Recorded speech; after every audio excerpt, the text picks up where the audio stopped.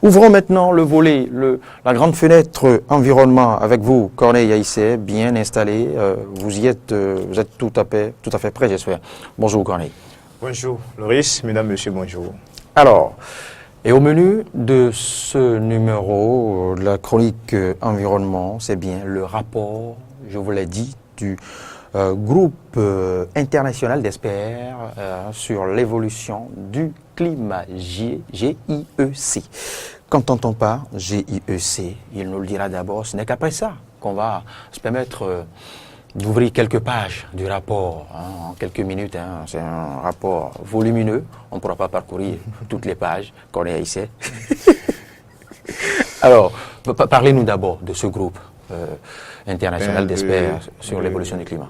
Le GIEC, c'est le groupe, vous l'avez bien défini, le groupe international d'experts sur l'évolution du climat. En fait, c'est un groupe, c'est un organisme intergouvernemental qui est ouvert à tous les pays membres de l'Organisation des Nations Unies et qui dépend de deux organisations, l'Organisation météorologique mondiale, OMM, et le Programme des Nations Unies pour l'environnement.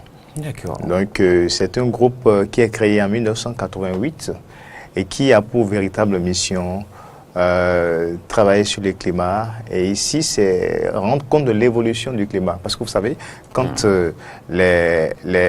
on s'est rendu compte des changements climatiques depuis les années 1880, il y a des experts qui ont commencé à suivre l'évolution du climat. Aujourd'hui, ce groupe est capable de nous dire comment la température a évolué, quels sont les mois les plus chauds par exemple, est-ce que cette année a été la plus chaude que l'autre année.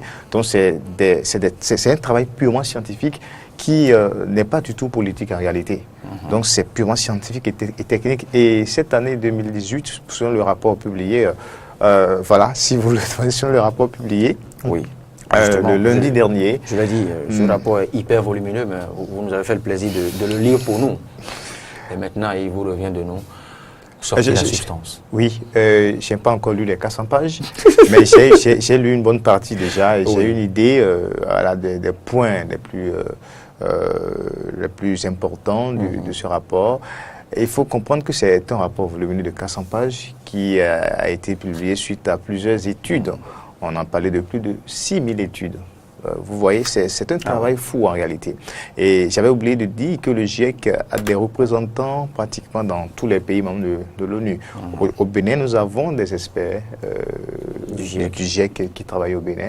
Donc, aujourd'hui, c'est un rapport qui appelle à une transformation rapide.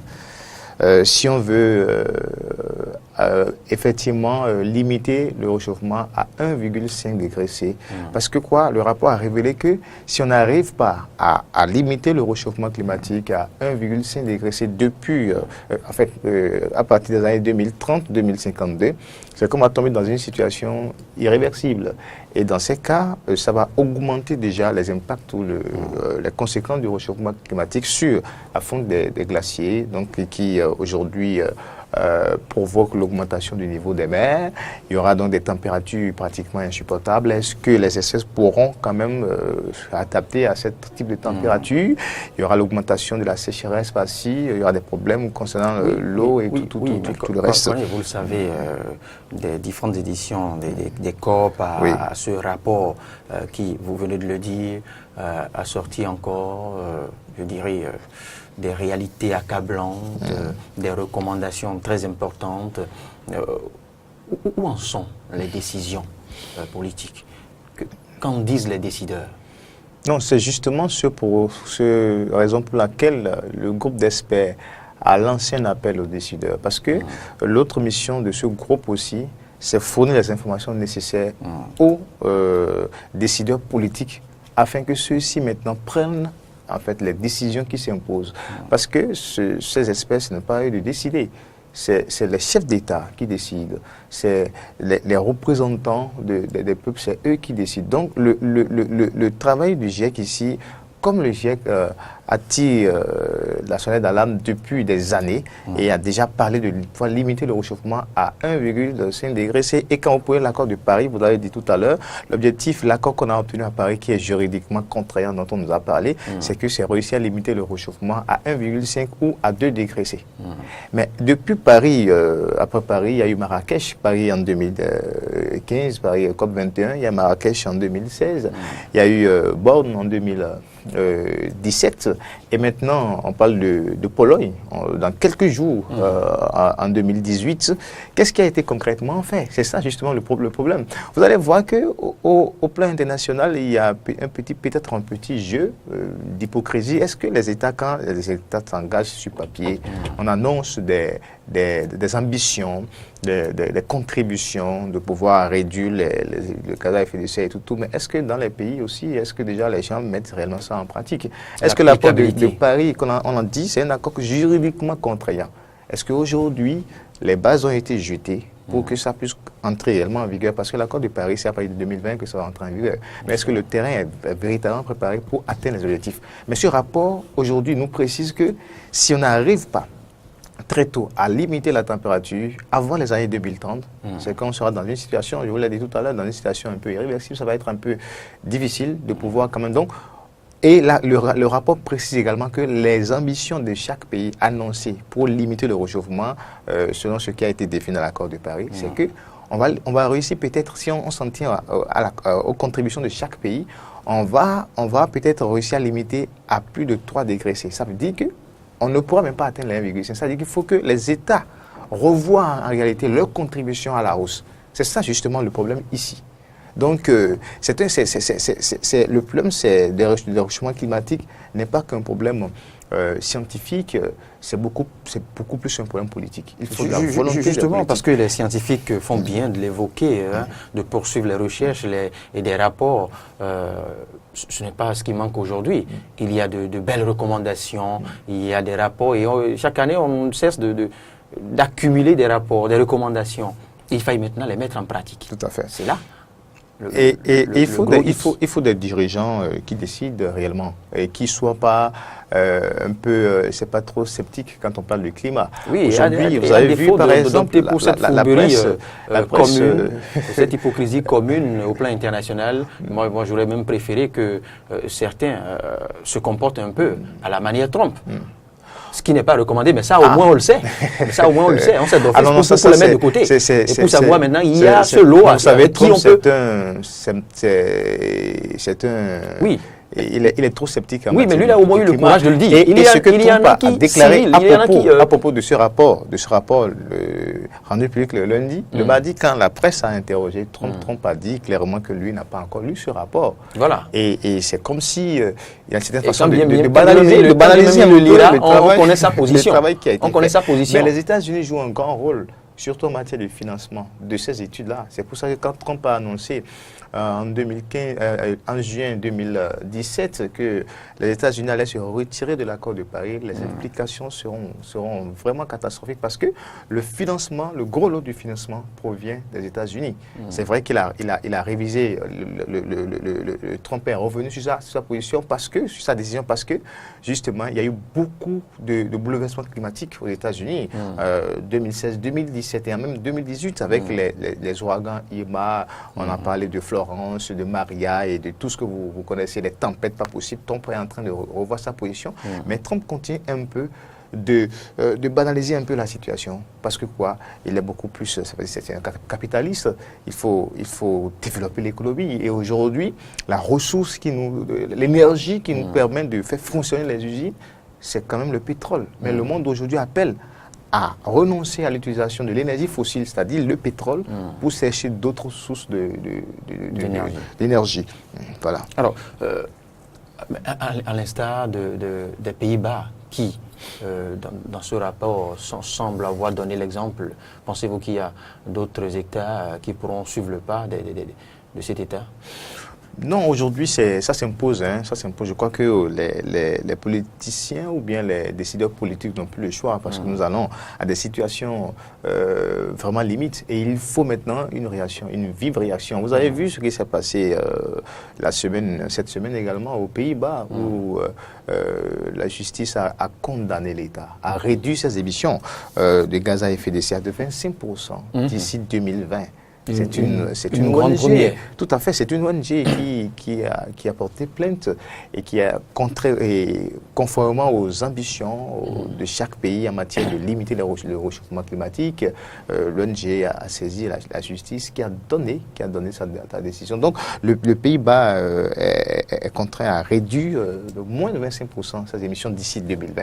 Ça, c'est déjà un exemple. Au sein de chaque pays, on peut déjà prendre ce genre de dispositions, en fait. C'est beaucoup plus les grandes puissances. Parce que nous, la contribution de l'Afrique, quand on parle d'émissions de gaz à effet de serre, c'est pratiquement autour de 4%. Quand vous prenez la Chine aujourd'hui, la Chine et les États-Unis, c'est les pays qui sont bien plus en tête. à côté de... donc, c'est pour ça qu'on continue de dire que l'Afrique est un peu à carbone, parce que nous, on n'en produit pas beaucoup. Mais, nous subissons les effets, et plus que les autres, de la pollution, du réchauffement, parce que nous, on n'a pas beaucoup de moyens. Imaginez-vous, lorsque un ouragan comme l'Ima va se déclencher peut-être au Bénin, vous pensez que nous avons les moyens nécessaires pour rapidement réagir et délocaliser donc, pour il y a ça. Et c'est justement la raison pour laquelle les États africains doivent quand même accompagner, mais pas bêtement les politiques. Pas bêtement les politiques en cours. Est-ce qu'ils ont le choix? Est-ce qu'ils ont le choix? Est-ce que c'est tous ces États africains dont vous parlez, on voit au chapitre? Parce qu'il faut tenir aussi compte de la puissance des démocraties et des grandes démocraties. Cette puissance se joue parfois certaines décisions et volontés. Non, cette puissance se joue à tous les niveaux. Mais lorsque les États africains vont à ces grands rendez-vous, que ce soit les COP en matière de climat ou en matière d'autres thématiques comme la désertification, comme la biodiversité, tout, c'est vrai qu'il y a des lobbies. Il y a des lobbies et vous allez voir, quand il fallait prendre des décisions données, il y a des lobbies et on entraîne parfois les pays africains à faire des choix qui sont contraires aux politiques en place, aux réalités en place dans les différents pays. Mais je dis, avec le réchauffement climatique aujourd'hui, il faut que les gens cessent d'avoir des discours hypocrites. Il faut que les gens aillent véritablement au concret, parce que ici, ce n'est pas de la politique où on dit les promesses n'engagent que ceux qui y croient et tout. Non, ici, c'est des faits réels. On vous dit que le climat change et le climat change véritablement. On vous dit qu'il y a plus de chaleur aujourd'hui et effectivement, vous allez sentir qu'il y a plus de chaleur. On vous dit qu'il y a des perturbations climatiques, des perturbations pluviométriques aujourd'hui et dans tous les pays, vous allez sentir effectivement qu'il y a des perturbations pluviométrique. Donc, sensible et presque des décalages de climat. Donc, c'est ça le véritable problème. Alors, les pays africains ou les pays les moins développés sont plus vulnérables parce qu'ils n'ont pas beaucoup de moyens, je l'ai dit tantôt. Ça veut dire quoi? Ça veut dire qu'il faut que ces pays se prennent réellement en charge. Et quand on parle aujourd'hui de fonds vers climat, des financements à envoyer dans les pays, lorsque les pays reçoivent également ces financements, qu'est-ce que nous constatons à la base dans les différents pays? Vous savez comment ça se gère les projets dans nos pays véritablement? Est-ce que les sous vont véritablement aux différents projets? Il y a tout ça aussi. Voilà. Donc c'est un réseau. Ou est-ce que ces sous contribuent à construire des étages, à acheter de gros véhicules, à pavaner, à gérer des missions colloques et tables rondes, et des tables même qui ne sont pas toujours rondes parfois. C'est un réseau dans lequel les gens brassent beaucoup de sous aussi, mais il faut que ces sous-là soient réellement utilisés pour le véritable projet d'atténuation ou d'adaptation au changement climatique. Merci, Corneille. Alors, peut-on avoir déjà une idée de la chronique de la semaine qui vient? Nous allons rester certainement encore par les climats, parce que c'est déjà la période de la COP qui s'annonce et il faut abondamment relayer l'information, préparer l'opinion à comprendre ce que c'est que la COP et l'enjeu de la COP également. Et le menu de votre rendez-vous de 18h tout à l'heure sur la 102.3 ça va être autour de nous, ça à 18h. L'émission environnement. Tout à fait, ça va aussi parler du climat. Ça va être une rediffusion, le climat et les recherches à l'université. Très bien. Qui est l'invité? Et ça, c'est le professeur Edmond Sosoupé. Très bien. C'est-à-dire qu'il faut aujourd'hui que les recherches soient orientées également vers là. Qu'est-ce qu'on peut faire aujourd'hui, vu les problèmes climatiques? À l'université, nous avons des chercheurs. Comment orienter les recherches à ce niveau-là? Aujourd'hui, quand vous prenez le PAG aussi, quelle est la place du climat dans le PAG? Quels sont les projets qu'on peut initier dans ce sens-là? Tout a été abordé par le professeur Edmond Sosoupé. Le rendez-vous est donc pris pour 18h00 sur la 102.3, l'émission Environnement autour de nous, juste après l'autre école. Merci à vous, Corneille. Bonne journée.